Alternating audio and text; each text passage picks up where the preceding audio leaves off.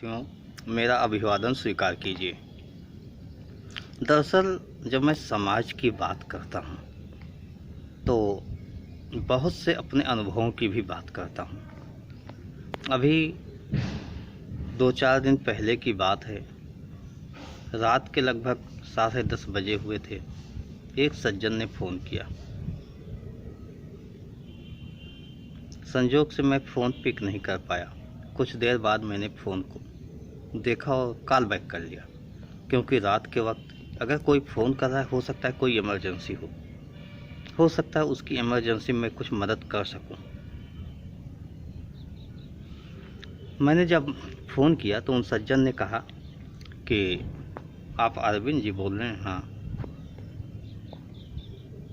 अरे अरविंद जी, एक बात है कि आप एक रैली करवा रहे हो। हमने कहा तो नवंबर माह में है। हाँ, नवंबर माह में है, वो मैंने देखा था, उसमें था। तो कहें लेकिन उसमें कुछ लोगों को मैं नाम बता दूं, इनको तो बोलिएगा नहीं, इनको सालों को बुलाइएगा नहीं। मतलब पहले शब्द से ही गाली शुरू हो गई। हमारे समाज के ही कुछ ऐसे नेता हैं जो हो सकता है लोगों की निगाहों से उतर चुके हों। लोग उन्हें तवज्जो न देते हों। कुछ लोग उन्हें ये कहते हैं कि ये बंटवारा समाज में करते हैं। कुछ लोग ये कहते हैं कि इन्होंने समाज के लिए कुछ किया नहीं। कुछ लोग ये कहते हैं कि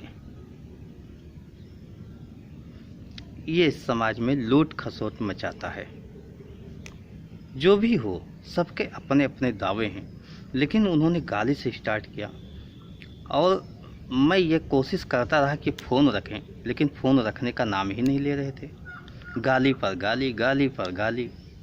उन नेताओं को कि कोई काम नहीं किया, कोई चंदा लेता है, कोई समाज के नाम पे गुमराह करता है। आप रैली खूब बड़ी करना, हमें बुलाना, हम आएंगे और हम ऐसा भाषण देंगे कि पूरी जनता हिल जाएगी। मैंने कहा, जनाब आप भाषणबाजी ही तो कर रहे हो, और इस भाषणबाजी से किसका भला होने वाला? जिसे आप गाली दे रहे हो वो यहाँ सुनने वाला नहीं, जिसे आप दुत्कार रहे हो वो यहाँ है नहीं, मैं उन तक आपका संदेश भेजने वाला नहीं। और रही बात चंदे की, तो ऐसा कार्यक्रम बिना सहयोग के तो अरविंद विश्वकर्मा भी नहीं कर सकते। लेकिन ये बात सही है कि चंदा किसी से नहीं चाहिए, कार्यक्रम करना चाहिए। भाषण आप भी देना चाहते हो, मैं चाहता हूँ कि इस कार्यक्रम का नेतृत्व ही आप करें। आप मंच सजाएं, आप लोगों को घरों से निकाल कर लाएं, लोगों को बुलाएं, कार्यक्रम का संचालन भी आप कर लें। या कहिएगा तो मैं कर दूंगा या किसी को बुला दूंगा। लोगों की विषयगत बातों को आप रखिए और जो भी समस्याएं लोगों की आती हैं उसका निदान भी आप ही कीजिए। आप तो अकेले सक्षम हो ना भाई, अरविंद विश्वकर्मा सक्षम नहीं है, फिर गाली। अरे उन सालों को मैं कह रहा हूँ ना बुलाओ, मैं समाज को थोड़े कह रहा हूँ, समाज को तो बुलाओ ही। वो साले गधे हैं, मतलब अब क्या क्या वो सब शब्द मैं नहीं कहना चाहूँगा। लगभग ये 15 मिनट तक इतना गाली दिया। लेकिन जब मैंने कहा कि मान्यवर कार्यक्रम आप कराइए, मैं सार्वजनिक रूप से इसकी घोषणा करता हूँ कि उसका नेतृत्व आप करेंगे।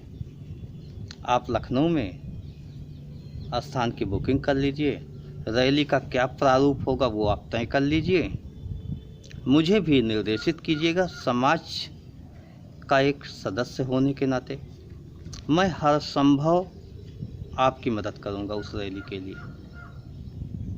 रैली कैसी होगी अरविंद जी? हमने कहा पूरी तरीके से सामाजिक होगी, राजनीतिक नहीं। मेरा उद्देश्य तो अभी तक यही है कि रैली सामाजिक किया जाए। हाँ, उद्देश्य राजनीतिक अवश्य है, उद्देश्य अवश्य है कि सत्ता में हमारी अब तक कोई भी भागीदारी नहीं है, सत्ता में भागीदारी हो। लेकिन मैं केवल सत्ता में भागीदारी नहीं चाहता, मैं चाहता हूं कि हमारी लीडरशिप जहां भी है, जिस भी दल में है, वहां उसे सम्मान मिले। अभी हमारे नेताओं को सम्मान नहीं मिल रहा, वो किसी भी दल में हो उपेक्षा की निगाह से देखे जाते हैं, क्योंकि उनके शीर्ष नेता, उनके मुखिया ये जानते हैं, ये कहते हैं कि विश्वकर्मा समाज की संख्या ज़्यादा नहीं है। हमारे लोग वो धतूरे चंद वाली हाल है, सब कहते हैं कि हमारी संख्या बहुत ज़्यादा है, 10%, 15%, 12%। ये अपने आप करोड़पति बने रहते हैं, लेकिन सच्चिया है कि लोग देख रहे हैं कि रोड पर भीख मांग रहे हैं तो भिखमंगा ही कहेंगे। कहने का आशय साफ हुआ कि हमारे लोग स्वतः कहते हैं हम शिल्पाचार्य हैं, हम ब्राह्मण कुल के हैं, हम सबसे श्रेष्ठ हैं, लेकिन एक अदना सा व्यक्ति नहीं मिलेगा जो कहेगा कि ये भला विश्वकर्मा जा रहा है, ये ब्राह्मण है। खाली विश्वकर्मा वंशियों की बात छोड़ दो, अन्य समाज में जाके अगर 1% भी लोग कह दें कि विश्वकर्मा वंशी ब्राह्मण है तो मैं मान लूँगा। हो सकता है समय काल के साथ परिस्थितियां विषम रही, आपने अपना वजूद खो दिया, मैं ये सब बात मानता हूँ, लेकिन ब्राह्मणत्व तो होता कैसा है? ब्राह्मणत्व तो हमेशा श्रेष्ठता से मिलता है। जिस तरीके से पूर्व काल में यज्ञ का ज्ञान, वेदों का ज्ञान, शिल्प कला का ज्ञान विश्वकर्मा वंशियों के पास था, जिसकी वजह से वो ब्राह्मण हो गए थे, पूजनीय थे, वो ज्ञान आज नहीं है। आज शिक्षा के मामले में पिछड़ते जा रहे हैं। जो वास्तव में शिक्षा होती है, जो टेक्निकल एजुकेशन होता है, उसमें पिछड़ते जा रहे हैं। लोगों के बीच में शिल्प कला का जो ज्ञान है उसको लेकर जाने में, उपस्थित होने में पिछड़ते जा रहे हैं। नैतिक रूप से पिछड़ते जा रहे हैं। आज स्वार्थी हो चुके हैं, अपने काम से काम रखने वाले हो चुके हैं। तो कैसा ब्राह्मणत्व आएगा? ब्राह्मणत्व कहने से नहीं होता, ब्राह्मणत्व के लिए वास्तव में काम करना होता है। ज्ञान विज्ञान के क्षेत्र में शीर्ष पर जाना होता है। जन्मजात ब्राह्मण की अगर आप बात करोगे तो ये तो जो युग चल रहा है, इसमें जिस तरीके से समाज में लोगों के दिमाग में मान्यताएं हैं, उसी के अनुसार ब्राह्मणत्व चलेगा। उसको बदलने के लिए आपको आगे आना होगा, आपको सत्ता में पहुंचना होगा, आपको व्यवस्थापिका में पहुंचना होगा, कार्यपालिका में पहुंचना होगा। सत्ता का मतलब दो रूप में जानता हूं, कार्यपालिका, व्यवस्थापिका। व्यवस्थापिका मतलब हुआ सांसद, विधायक, प्रधान, बीडीसी, डीडीसी। कार्यपालिका का मतलब हुआ आईएएस, आईपीएस, आईआरएस, यहाँ पर डीएम, एसडीएम, सचिव, यहाँ पर पहुंचना होगा। जब यहाँ पर पहुँचोगे तभी आप में वास्तविक ब्राह्मणत्व आएगा। ब्राह्मणत्व का मतलब सर्व समाज आपकी श्रेष्ठता को स्वीकार कर ले, वही ब्राह्मणत्व होता है। बाकी मैं ब्राह्मणत्व नहीं मानता हूँ। बाकी अगर आप कहते हो नहीं मैं वो वाला पंडित जी हूँ, तो वो वाला पंडित जी तो आप नहीं हो। आपकी समाज के 1% भी लोग वेद का पाठ नहीं कर सकते, वेद के मंत्रों का उच्चारण नहीं कर सकते, वो वाला पंडित जी कैसे हो गए? दूसरी समाज की बात जाने दो, नहीं कुछ है तो कथा तो कर ही रहे हैं। समाज में जो सामाजिक क्रियाकलाप होते हैं, हमारे धर्म के अनुसार, हमारी व्यवस्था के अनुसार कुछ ऐसे क्रियाकलाप हैं जो वो लोग करवा रहे हैं। हमारे यहाँ यदा कदा मिलते, पूरे देश में अगर नाम गिना जाए तो 40, 50, 100 लोगों का ही नाम मिलेगा। हाँ, दक्षिण भारत में ये संख्या कुछ ज़्यादा होगी, लेकिन उत्तर भारत में तो वो हालत नहीं है।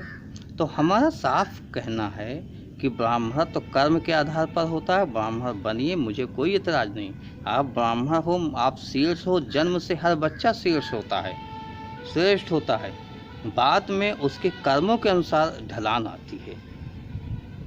जन्म से हर बच्चे में लगभग दिमाग वही होता है, लेकिन परिस्थितियाँ, स्थितियाँ, माहौल, क्या ज्ञान उसको दिया जा रहा है, उसके अनुसार बदलाव आता है। 90% बच्चों में बदलाव आ जाता है, और 10% तो ये मान के चलो कि वो श्रेष्ठ होते ही हैं, लेकिन वो 10% भी सर्वश्रेष्ठ नहीं होते।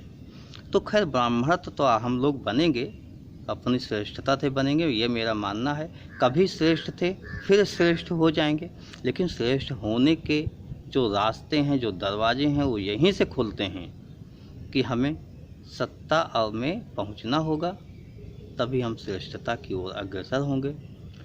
हमें लोकतंत्र के अन्य 2 स्तंभों में पहुंचना होगा, कार्यपालिका और न्यायपालिका में, नहीं तो हम श्रेष्ठ नहीं हो पाएंगे। यानी बाबू, क्लर्क, चपरासी, जज, वकील, यहाँ पर बन के अपना नाम ज़्यादा से ज़्यादा रोशन करना होगा।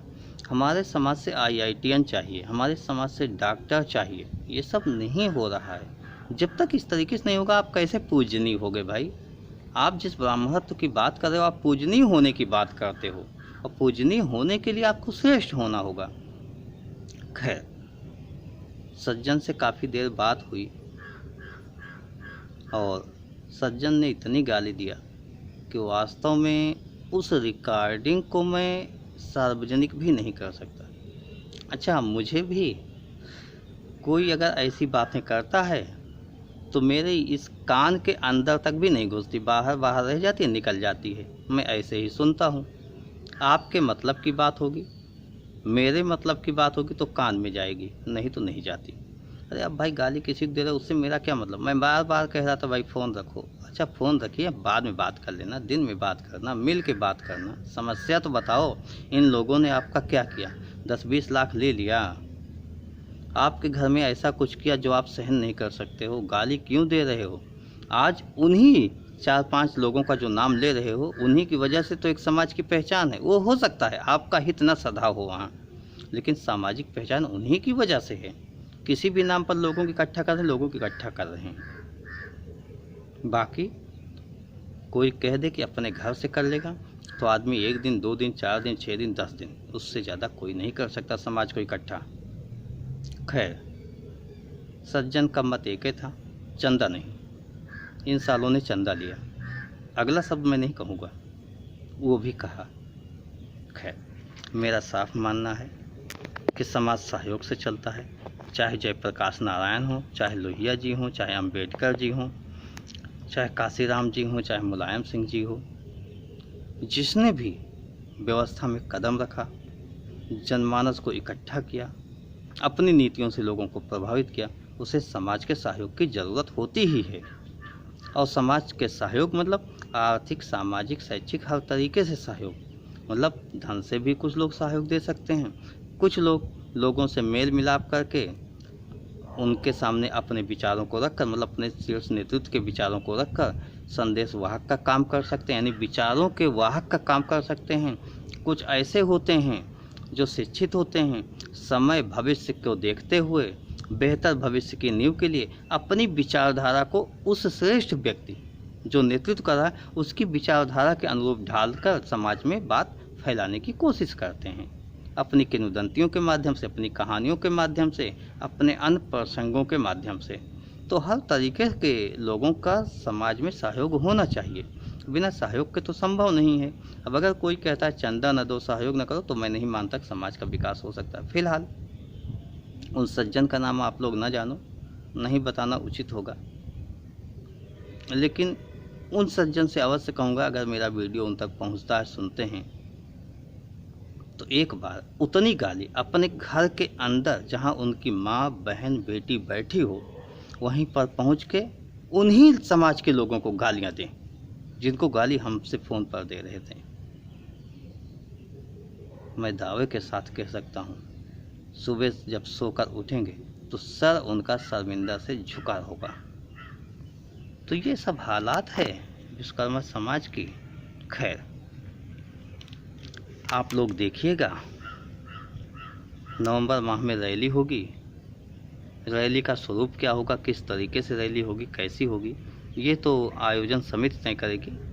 और अभी कुछ मामला मैंने डिले किया हुआ है, रखा हुआ है, और बाद में उसको आगे बढ़ाते हैं, और आगे बढ़ाएंगे तो आपको भी सूचनाएं मिलती रहेंगी।